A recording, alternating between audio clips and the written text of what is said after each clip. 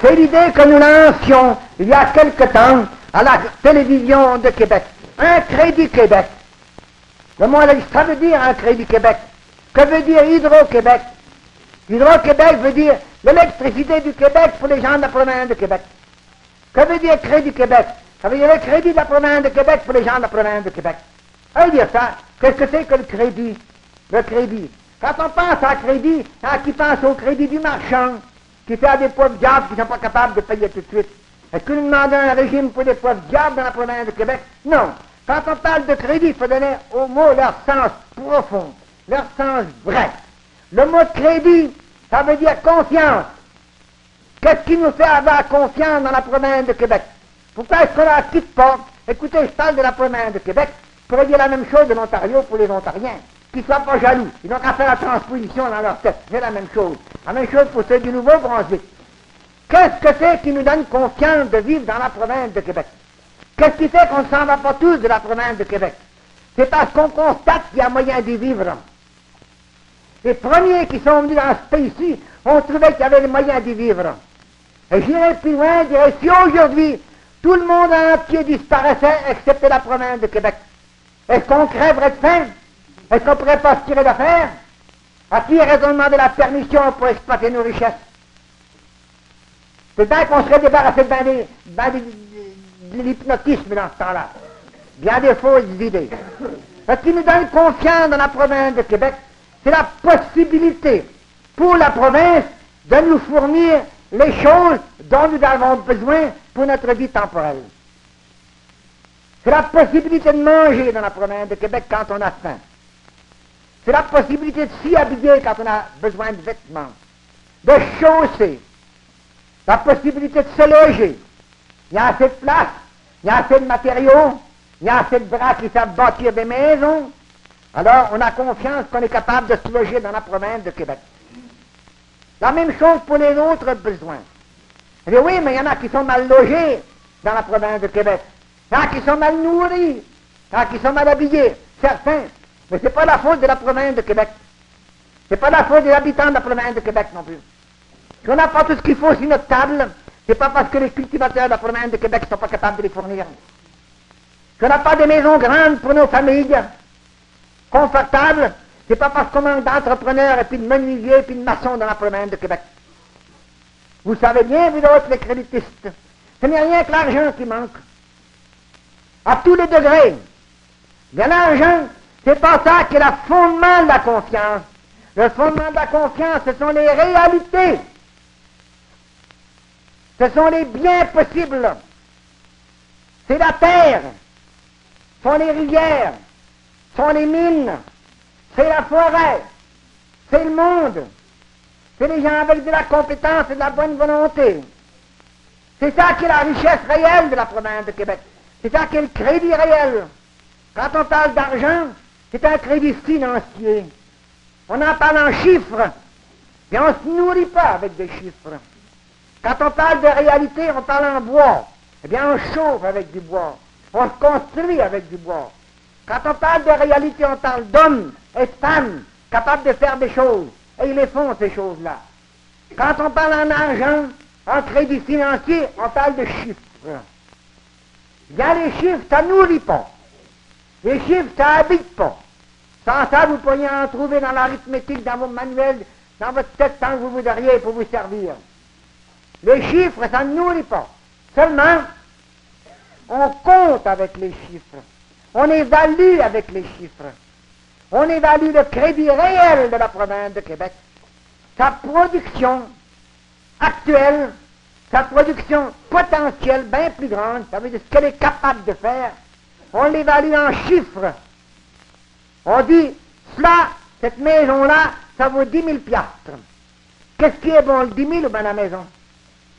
Où se loge-t-on dans le 10 000 ou bien dans la maison? C'est la maison qui compte. Hein. On compte avec les chiffres, mais c'est les choses qui sont bonnes.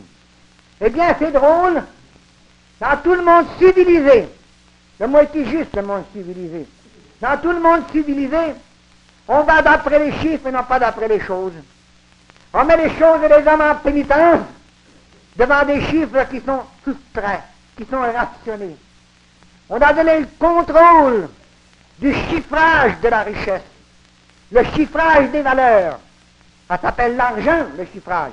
On a donné le contrôle du chiffrage à des institutions privées, aux banques. Elles ont une charte du fédéral pour ça. Du fédéral, mais souligne le mot. Parce que quand on parlera de Crédit Québec, il y en a qui vont dire « Hey, c'est fédéral ». Elles ont une charte fédérale pour chiffrer la richesse. Et au lieu de chiffrer 1000, elles vont chiffrer 100.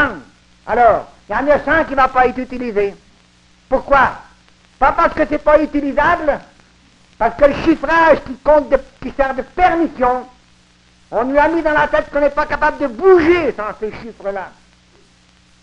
Non seulement nous, les particuliers, mais le gouvernement lui-même, les municipalités, les commissions scolaires, les fabriques paroissiales, le gouvernement de M. Lesage comme celui de M. Duplessis, ils bougent quand il y a des chiffres.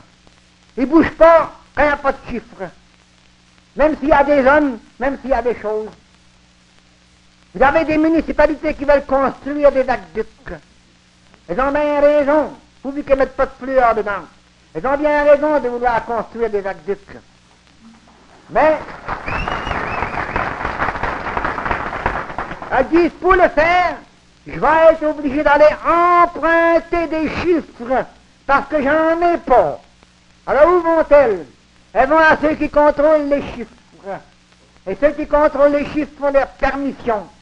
Ils peuvent dire non, vous n'aurez pas. Alors l'aqueduc ne se bâtit pas. Elles peuvent dire oui, vous n'aurez, mais vous me paierez 5%, 6% pendant 25, 30 ans.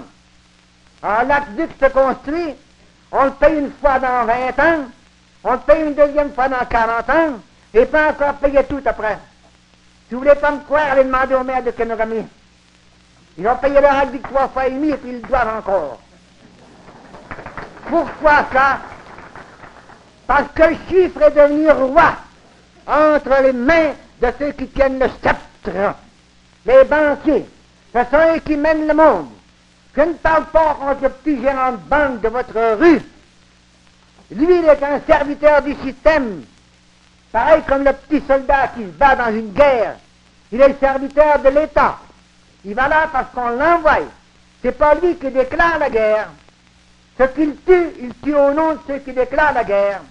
Votre gérant de banque, ce qu'il fait, il fait au nom de la banque qui contrôle le monde.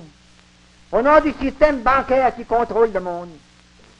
Tous les problèmes économiques aujourd'hui, dans notre pays, dans tous les pays civilisés, dans tous les pays où il y a du travail, où il y a de la richesse naturelle, et de la richesse faite par les hommes, et de la richesse potentielle à faire par les hommes, dans tous ces pays-là, on reste contrôlé par le système bancaire, par ceux qui vont nous donner ou nous refuser les chiffres, la permission de travailler et y mettre leurs conditions. Eh bien, ça, c'est inacceptable. Inacceptable. À dire, mais on l'a chanté pendant longtemps. Ça fait longtemps des commissions scolaires de la province de Québec et d'autres envoient des résolutions fédérales pour demander que la Banque du Canada devienne une banque pour le peuple et non pas une banque pour les banquiers comme elle est aujourd'hui. Qu'elle devienne une banque pour le peuple, puis qu'elle s'appelle Banque du Canada, faites-la gagner son nom. Autrement appelez-la Banque des banquiers. C'est une banque des rationneurs, une banque des banquiers, une banque pour mettre les banques de notre banque du pays au service de la finance internationale, alors appelez-la banque des voleurs, banque des bandits ou banque du diable, comme vous voudrez, mais appelez-la pas Banque du Canada. Seulement, ça, c'est pas encore compris. Ou si c'est compris, le gouvernement fédéral n'a pas la force de le faire. Alors nous nous tournons vers Québec. Dans Québec, il y a des créditistes plus épais que dans n'importe quelle autre province du Canada. Ce que je vous dis là, c'est vrai. Même un puceron, le chef de la Colombie anglaise, le premier ministre de la Colombie anglaise, Bennett, qui est dans un parti politique, il est venu dans la province de Québec une couple de fois l'année dernière. Et il s'est aperçu qu'il y avait des créditistes dans la province de Québec. Si vous venez dans la salle ici aujourd'hui, on dirait, il y en a, en effet, regardez tous ces bérets blancs là. C'est pas seulement des créditistes, c'est de la poudre du crédit social, et ça vient de toutes les places. Alors il dit, c'est dans la province de Québec qu'il y a le plus de créditistes dans tout le Canada. Que tire-t-il comme conclusion? Donc, il faut en mettre des députés dans la province de Québec. L'imbécile. On n'a pas fait des créditistes en mettant des députés, mais n'importe. C'est une constatation qu'il fait, qu'il y a des créditistes dans la province de Québec. Il y en a assez, il me semble, pour faire impression sur le gouvernement, si les créditistes veulent bien changer de faire l'impression sur le gouvernement de la province de Québec. Et demander au gouvernement de la province de Québec, actuellement gouvernement libéral, ce serait le temps de lui rappeler, messieurs, les libéraux, vous voici au pouvoir depuis le 22 juin l'année dernière. Vous aviez voulu y arriver il y a 4 ans, en 1956. Vous n'avez pas réussi. Mais pour essayer de nous avoir avec vous dans ce temps-là, vous nous disiez, le jour où un gouvernement libéral va prendre le pouvoir à Québec, on va prendre les mesures qu'il faut pour que tout ce qui est physiquement possible le soit financièrement. Eh bien, monsieur le sage, comment se fait-il que là, vous êtes là aujourd'hui? Il y a des choses qui sont physiquement possibles, qui ne sont pas financièrement. Vous êtes le premier à vous traîner devant Ottawa pour demander à Ottawa de vous donner de l'argent parce que vous n'avez pas assez. Il n'a même pas le cœur de vous dire où est-ce qu'il faut prendre l'argent. Vous prenez l'argent dans les poches du monde, puis donnez-le-moi, parce que j'en ai pas assez. Ça veut dire qu'il y a des choses dans la province que vous voulez faire, vous, monsieur le sage, que vous ne pouvez pas faire parce que vous n'avez pas le moyen financier. Et vous ne rendez pas financièrement possible, qui n'est pas physiquement possible. Pourquoi? Parce que vous êtes trop bête ou bien trop couillon pour le faire. C'est rien que ça.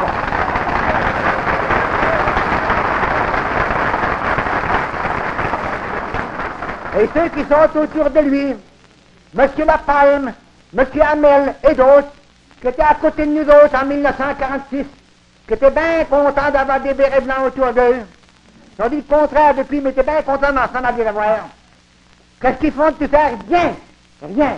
Alors nous leur lançons à la face. Vous n'avez pas le droit, messieurs du Québec, de rester tranquille. Établissez dans la province de Québec un système de chiffres pour pouvoir mettre les choses au service de la population. C'est bien simple, un système de chiffres.